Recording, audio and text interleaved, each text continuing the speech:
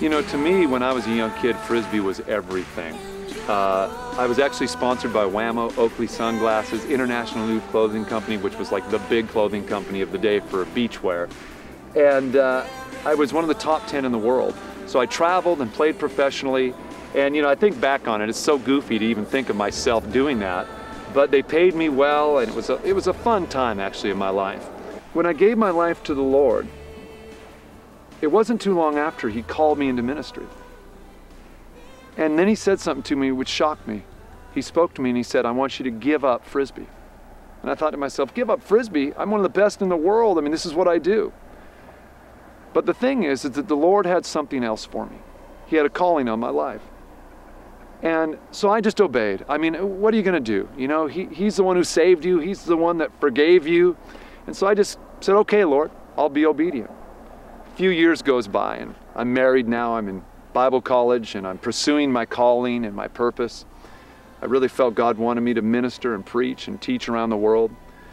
But I'm praying again one day in a little office we had set up. It wasn't much, but I'm praying and the Lord spoke to me again. And this time He said, I want you to pick your frisbee back up. I want you to call up some churches. And I mean, He didn't say it to me that way, but I heard it. I could see it so clearly in my heart.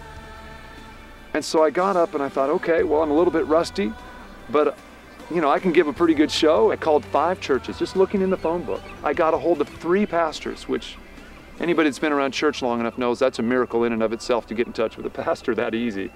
All 3 pastors I got in touch with wanted me to come speak, but not to their youth group, to their whole church.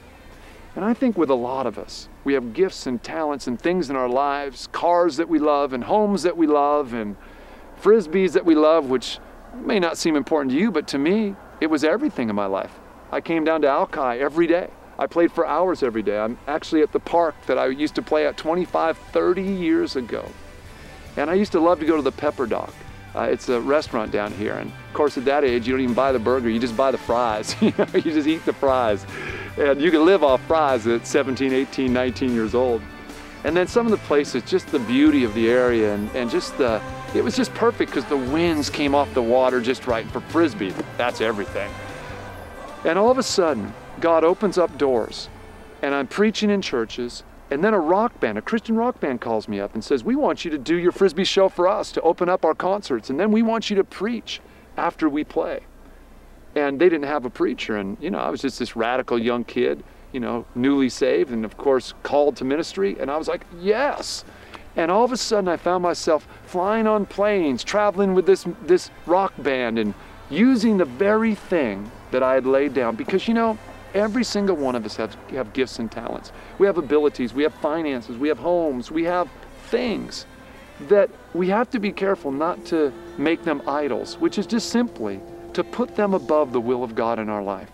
But if we'll take anything and put it underneath the will of God and let God be glorified and everything else decrease, it's not that we'll lose out. God doesn't want us to have less and be without. He just wants to take everything we have and lift it up to His level for His use, for His purpose.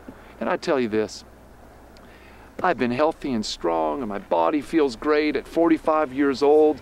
I continued to play frisbee into my mid-30s. And I've enjoyed life, a great marriage of 23 years, raising 3 great kids, preaching and ministering around the world. I pastor a church, and I owe a lot of it to this little piece of plastic. It's the thing that gave me the open doors, or is it? Was it really that a living God saw a real heart that was willing to put anything down so that He could be lifted up?